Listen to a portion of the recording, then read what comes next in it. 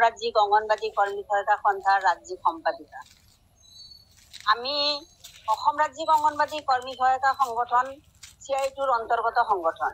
এই সংগঠনে আমি 3 বছৰৰ মূৰত সাংবিধানিক নিয়ম মানি 3 বছৰৰ মূৰত প্ৰকল্প সন্মিলন কৰি জিলা সন্মিলন, তাৰ পিছতে আমি ৰাজ্যিক সন্মিলন অহা 30-31 আগষ্ট কোকৰাঝাৰত হ'বলৈ গৈ আছে। তাৰ পিছতে আমি অল ইণ্ডিয়া সন্মিলন মহাৰাষ্ট্ৰৰ পুনেত সংগঠিত হ'ব ফেব্ৰুৱাৰী মাহত। গতিকে সেই উদ্দেশ্যে আজি আমি জিলা সন্মিলন কৰিবলৈ ইয়াত উপস্থিত হৈছোঁ। সমগ্ৰ অসমৰ 33খন জিলাত আমি ইতিমধ্যে 30খন জিলাতে আমাৰ সংগঠন আছে।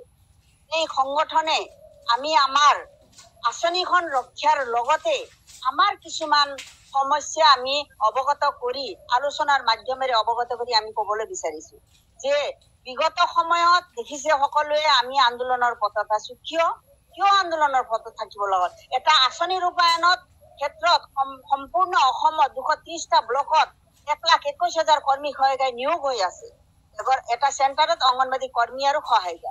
এই ক্ষেত্ৰত সেই কোন শিশুসকলক 6 মাহৰ পৰা 0ৰ পৰা 6 বছৰৰ শিশুসকলক আমি যি সেৱাৰে আগবঢ়াই আছোঁ, তাৰোপৰি আমি BLO, NRC, পলিঅ' অন্যান্য সেৱা আগবঢ়াইছিলোঁ। বিগত সময়ত আমি চৰকাৰক এটাই অনুৰোধ কৰিছিলোঁ যে অতিৰিক্ত কামৰ কাৰণে অতিৰিক্ত মজুৰি আমাক দিব লাগে। কিন্তু এই চৰকাৰে মাননি বৃদ্ধি কৰিছে যোৱা 10 তাৰিখে, যে কৰ্মীৰ কাৰণে 1500 টকা, সহায়িকাৰ কাৰণে 750 টকা। কিন্তু আমি সেইটো বিচৰা নাছিলোঁ। আমি আমাৰ সঞ্চালক মহোদয়ক আমি যি প্ৰস্তাৱ দিছিলোঁ যোৱা 23 চনৰ 12 অক্টোবৰত যি সঞ্চালকে যি প্ৰস্তাৱ চৰকাৰলৈ প্ৰেৰণ কৰিছিল, এই প্ৰস্তাৱটো কিয় গৃহীত নহল? আজিৰ মঞ্চৰ পৰা আমি পুনৰ প্ৰশ্ন কৰিব বিচাৰিছোঁ সন্মানীয় মুখ্যমন্ত্ৰী, সন্মানীয় বিত্তমন্ত্ৰী। যোৱা সময়ছোৱাত তেখেতসকলে আমাক ঘোষণা কৰিলে 10 তাৰিখে, কিন্তু এই ঘোষণা কৰাটো আমি 1500 টকা বিচৰা নাছিলোঁ। ইয়াৰ কাৰণে আমি 11 তাৰিখে পুনৰ ইয়াৰ কাৰণে বিবেচনা কৰাৰ বাবে আমি তেখেতসকলক আবেদন জনাইছোঁ, কিন্তু তাৰ সঠিক উত্তৰ পোৱা নাই। কিন্তু তথাপিও কৰ্মক্ষেত্ৰত আমি কিছু অসুবিধা পাইছোঁ। যেনেকুৱা আজি FRS-ৰ কাৰণে সমগ্ৰ ভাৰতবৰ্ষত যি ব্যৱস্থা কৰি আছে FRS-ৰ কাৰণে, তাৰ কাৰণে বিশেষ অসুবিধা হৈছে। আমি ইয়াৰ কাৰণে আমি সঞ্চালক মহোদয়ক আৰু সন্মানীয় অজন্তা বাইদেউক আমি জনাইছোঁ, কিন্তু তেওঁলোকে কোনো পদক্ষেপ লোৱা নাই। ইয়াৰ কাৰণে কিন্তু আমি পুনৰ ব্যৱস্থা ৰাজ্যিক অঙ্গনবাদী কৰ্মী সহায়তা সন্থাৰ ৰাজ্যিক সম্পাদিকা। আমি অসম ৰাজ্যিক অঙ্গনবাদী কৰ্মী সহায়তা সংগঠন CITৰ অন্তৰ্গত সংগঠন। এই সংগঠনে আমি 3 বছৰৰ মূৰত সাংবিধানিক নিয়ম মানি 3 বছৰৰ মূৰত প্ৰকল্প সন্মিলন কৰি জিলা সন্মিলন, তাৰ পিছতে আমি ৰাজ্যিক সন্মিলন অহা 30-31 আগষ্ট কোকৰাঝাৰত হ'বলৈ গৈ আছে। তাৰ পিছতে আমি অল ইণ্ডিয়া সন্মিলন মহাৰাষ্ট্ৰৰ পুনেত সংগঠিত হ'ব ফেব্ৰুৱাৰী মাহত। গতিকে সেই উদ্দেশ্যে আজি আমি জিলা সন্মিলন কৰিবলৈ ইয়াত উপস্থিত হৈছোঁ। সমগ্ৰ অসমৰ 33খন জিলাত আমি ইতিমধ্যে 30খন জিলাতে আমাৰ সংগঠন আছে।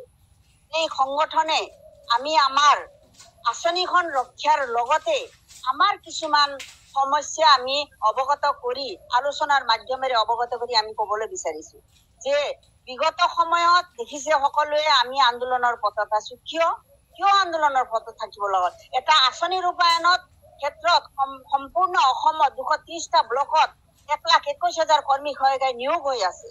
এবাৰ এটা চেণ্টাৰত অংগনবাদী কৰ্মী আৰু সহায়িকা।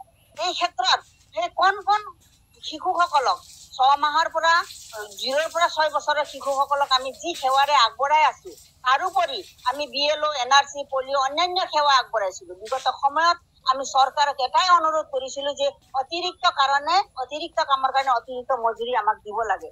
কিন্তু এই চৰকাৰে মাননি বৃদ্ধি কৰিছে যোৱা 10 তাৰিখে, যে কৰ্মীৰ কাৰণে 1500 টকা, সহায়িকাৰ কাৰণে 750 টকা। কিন্তু আমি সেইটো বিচৰা নাছিলোঁ। আমি আমাৰ সঞ্চালক মহোদয়ক আমি যি প্ৰস্তাৱ দিছিলোঁ যোৱা 23 চনৰ 12 অক্টোবৰত যি সঞ্চালকে যি প্ৰস্তাৱ চৰকাৰলৈ প্ৰেৰণ কৰিছিল, এই প্ৰস্তাৱটো কিয় গৃহীত নহল? আজিৰ মঞ্চৰ পৰা আমি পুনৰ প্ৰশ্ন কৰিব বিচাৰিছোঁ সন্মানীয় মুখ্যমন্ত্ৰী, সন্মানীয় বিত্তমন্ত্ৰী। যোৱা সময়ছোৱাত তেখেতসকলে আমাক ঘোষণা কৰিলে 10 তাৰিখে, কিন্তু এই ঘোষণা কৰাটো আমি 1500 টকা বিচৰা নাছিলোঁ। ইয়াৰ কাৰণে আমি 11 তাৰিখে পুনৰ ইয়াৰ কাৰণে বিবেচনা কৰাৰ বাবে আমি তেখেতসকলক আবেদন জনাইছোঁ, কিন্তু তাৰ সঠিক উত্তৰ পোৱা নাই। কিন্তু তথাপিও কৰ্মক্ষেত্ৰত আমি কিছু অসুবিধা পাইছো। যেনেকুৱা আজি FRS-ৰ কাৰণে সমগ্ৰ ভাৰতবৰ্ষত যি ব্যৱস্থা কৰি আছে FRS-ৰ কাৰণে, তাৰ কাৰণে বিশেষ অসুবিধা হৈছে।